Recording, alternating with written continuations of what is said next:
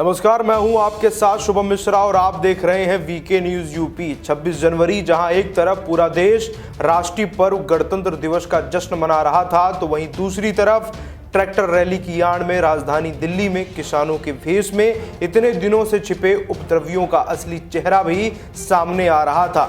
इन उत्पाती किसानों ने लाल किले के गुंबद पर चढ़कर किस तरह से तिरंगे का अपमान किया और राजधानी दिल्ली में जवानों पर हमला कर पूरी तरह से दंगा भड़काने की कोशिश की, जिसके बाद 4 किसान संगठनों ने अपना आंदोलन वापस भी ले लिया और सरकार की तरफ से कई किसान नेताओं के खिलाफ लुकआउट नोटिस भी जारी किया गया, जिसमें एक नाम भारतीय किसान यूनियन के नेता राकेश टिकैत का भी है, जो कि ट्रैक्टर रैली से पहले प्रशासन का बक्कल उतारने की बात करते हुए सुने गए थे।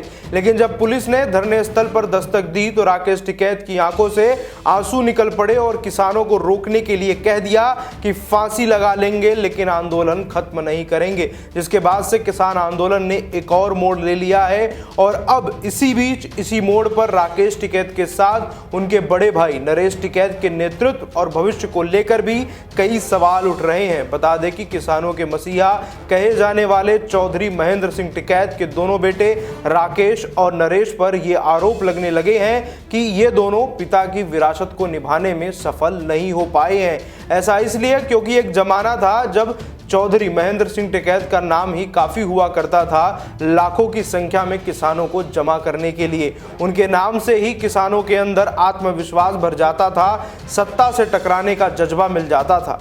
कहा तो यह भी जाता है कि किसानों की मांगें पूरी कराने के लिए वो सरकारों के पास नहीं जाते थे, बल्कि उनका व्यक्तिगत इतना प्रभावी था कि सरकारें उनके दरवाजे पर खुद चलकर आती थी। चौधरी महेंद्र सिंह टिकैत के बाद भारतीय किसान यूनियन की कमान इन दोनों भाइयों के हाथ में आई और दिल्ली में तीनों कृषि कानूनों के विरोध में चल रहा आंदोलन इन दोनों भाइयों के लिए अग्नि परीक्षा की तरह आई।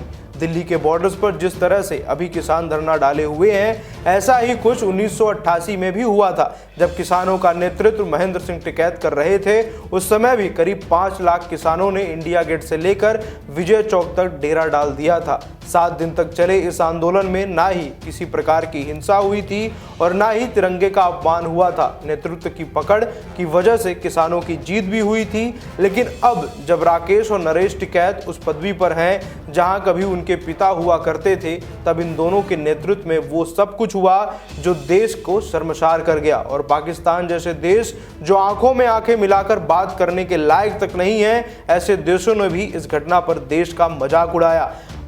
अब आप भी पिता और बेटों के नेतृत्व में किसान आंदोलन की तुलना कीजिए और सोचिए कि कौन कितना सफल रहा है।